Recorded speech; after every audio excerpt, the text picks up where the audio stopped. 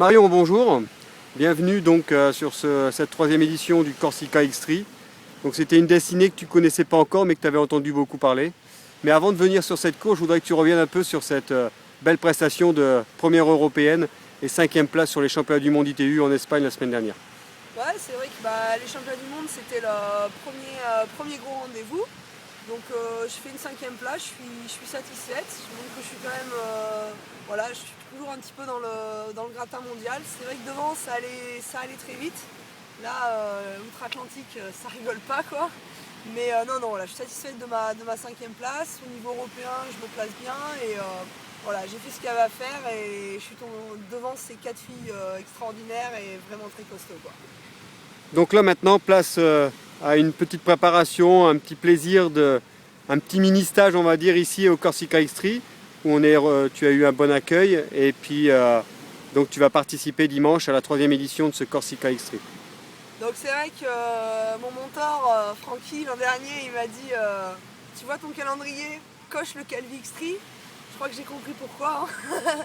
Donc là, c'est vrai qu'on va profiter vraiment de cette semaine. On est vraiment accueillis, on en est presque gênés tellement ils nous déroulent le tapis rouge. Ils sont fiers de nous montrer leur pays, leur parcours, leur organisation. Donc voilà, ça donne vraiment du baume au cœur. Parlons-en du parcours. Donc tu es à peine arrivé de l'avion, tu atterris, on t'emmène en voiture, tu montes le vélo et te voilà sur le parcours.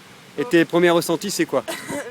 Alors mes premiers ressentis, donc oui c'est vrai que voilà, tout s'est un peu précipité, j'ai monté le vélo, on m'a dit vas-y viens rouler, c'est génial et tout, donc voilà, moi je me suis laissé séduire. Et c'est vrai que c'est un parcours vraiment très très difficile, physiquement et je dirais même émotionnellement, parce que je pense que quand on est tout là-haut, le plus difficile c'est de ne pas pleurer tellement le paysage est magnifique quoi. Donc voilà, donc c'est de bon augure pour dimanche, tu te sens bien et donc pour toi, dimanche, ça reste une prestation où c'est quand même une prestation où tu voudrais bien faire parce qu'il y a quand même la présence de Renata Butcher qui est venue et qui a envie de confiance aussi sur des victoires. Donc tu te mettras quand même toutes les possibilités en ta faveur pour pouvoir faire une belle course. Oui, moi de toute façon, quoi qu'il en soit, je suis toujours une compétitrice et quand j'ai un dossard, c'est pour tout donner. En plus, c'est vrai que voilà, on est en France et en France, en Corse, mais on est en France quand même. Donc forcément, j'ai à cœur de briller sur cette course. Et le mot de la fin, Marion, 3e place l'année dernière au championnat du monde, une 3e place inespérée, on va dire même, parce que tu aurais signé si tu l'avais su avant. Et cette année 2011, changement de parcours beaucoup plus technique, mais on sait que tu t'es bien préparé puisque tu fais des Coupes de France VTT. Et donc pour toi, Maui, ça reste quand même le challenge 2011.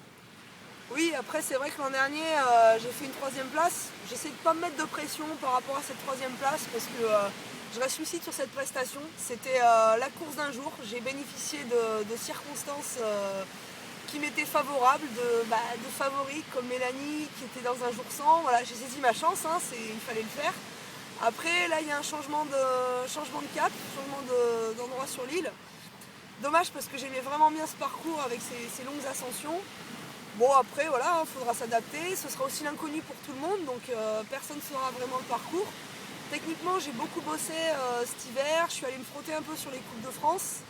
C'était dur mais voilà, je pense que j'ai beaucoup appris, beaucoup progressé et ça restera la course d'un jour. Et si on devrait définir Marion Laure Blanchet en 2011 en un seul mot, on l'appellerait comment? Épanoui. Épanoui. Bravo Marion, merci et puis bonne saison 2011.